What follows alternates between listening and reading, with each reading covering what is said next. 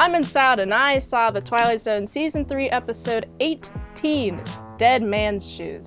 It is directed by Montgomery Pittman, written by Charles Beaumont. If you haven't seen this episode, I will spoil it for you. Time and temperature check, it is 2 p.m., it is 84 degrees, humidity is 61%. Out with the review. This episode starts with this guy being dropped off, this dead body being dropped off in the streets. There's only one line said, dump him. That implies a lot of what just happened. They just killed this guy, and they're dumping him in the streets. There's this homeless man who notices he's right above his great camera shot, great camera pan, all one take. They drive off, and it pans up to him in the top, right above, like he's like in this stairwell kind of thing. I don't know, he's like in a platform that you have to get up to by stairs. He comes down, and he notices the guy has really nice shoes, goes through his pockets, finds some keys, takes the shoes, and once he puts the shoes on, he slowly becomes a different man. His homeless friends, they come up, they be like, oh, I see you got some nice shoes. You got anything else for us? Trying to like rob him or something. The type of person to be homeless is not a trustworthy fellow, in my opinion. So these guys are like, we're gonna rob you, dude. And Nate, the guy who has the shoes, that's his name, he's like, yo, no, I'm standing up for myself. And then he goes to his apartment. He just naturally knows what to do. There's a chick in there. She's like, Dane, you're back. Wait, who are you? And she doesn't know who he is. But he's just acting like he belongs there. Goes into Dane's stash, gets his alcohol, talks to her like, Dane, fix me a drink, won't ya? Goes inside, shaves his face, really cool shaving mechanism. The razor that he uses is so cool. It's not like an electric razor. It's a half circle razor. That's so cool, but I feel like it'd be kind of hard to use. With the straight razor, you can just do pretty flexible stuff with it versus oh, that's hard to get underneath the chin. But he's able to shave his face. You know exactly where the guns are. Put both of the guns out. As he comes out, the chick's like, what'd you do with Dane? At some point, he takes his shoes off.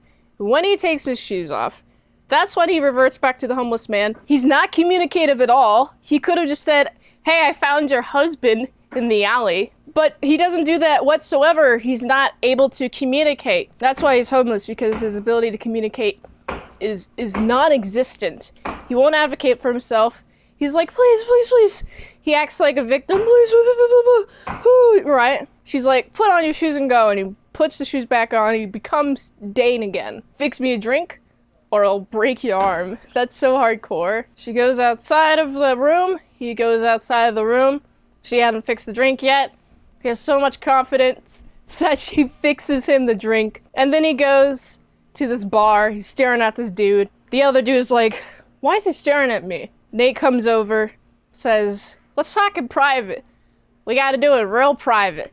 It's a touchy subject. They go to a soundproof office. That's a red flag. They pat him down for a gun, find one gun. They have a bit of a sit. They have a bit of a talk. Nate reveals how Dane died by being like, wow, the blood here, how'd you get it cleaned up? And they have conversation warfare. There's a lot of threats going on. Here's the message I have to deliver to you. He pulls out the gun from his shoe, tries to shoot him, but there's a shooter behind the bookcase. Shoots him. Right there. And then he's like, I'm coming for you. You know what this doofus does? He drops off the dead body in the same spot. And one of Nate's homeless friends starts taking the shoes. I'm like, oh my goodness, the cycle's gonna continue. How long until that guy is actually dead? The guy with all the club and all the guns and all the shooting, shoot, and all the killing. How long, how many cycles does it have to take? Will they ever dump the body somewhere else? Put in a landfill or something, somewhere that isn't on the streets for a homeless person to discover the shoes of. Continuing the cycle. The communication in this episode, it's non-existent between anybody. And that's how the shooting and all the running away and all the cycle starts.